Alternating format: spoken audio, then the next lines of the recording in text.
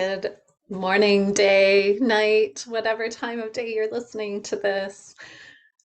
I want to talk about voice and story. Why does voice matter to story? It really, really matters.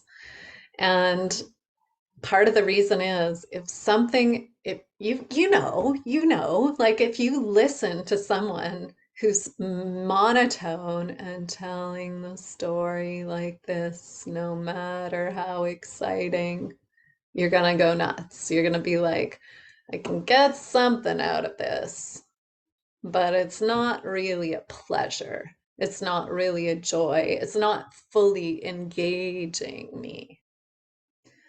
The same with writing.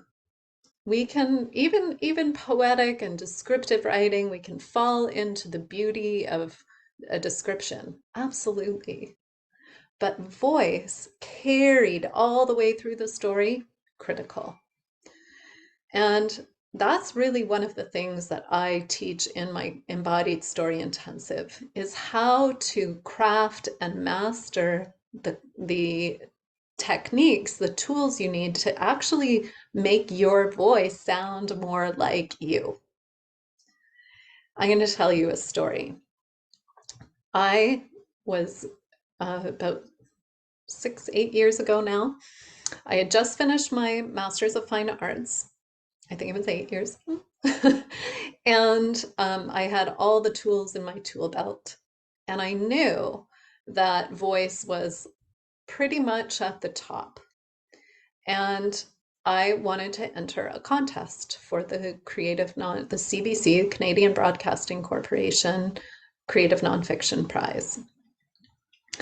And what I knew is that I had to make my voice really voicey for it to rise up above all the entries, because I knew there would be thousands, hundreds and thousands, maybe not hundreds of thousands, but thousands of entries. So I really honed in on the voice of the story. I spent quite a bit of time on it. It wasn't a long story, but the voice had to carry it. And I just wanted to get to the long list because that is quite a feat. And really, I was like, I'm going to get on the goddamn long list. And I worked really hard on that story to hone the voice.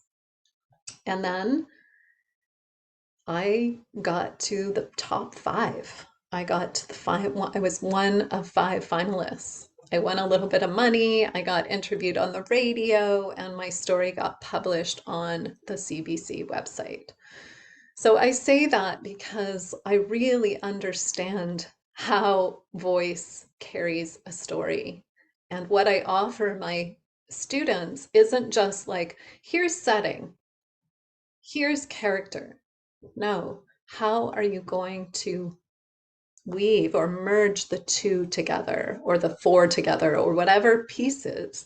Like the voice is carrying the whole thing. And if you want your story to rise up to the top of a slush pile, whether you've written a full-length memoir or piece of fiction, or if you're trying to get into a lit mag or win a contest, you have to have a fresh and interesting voice carry your story.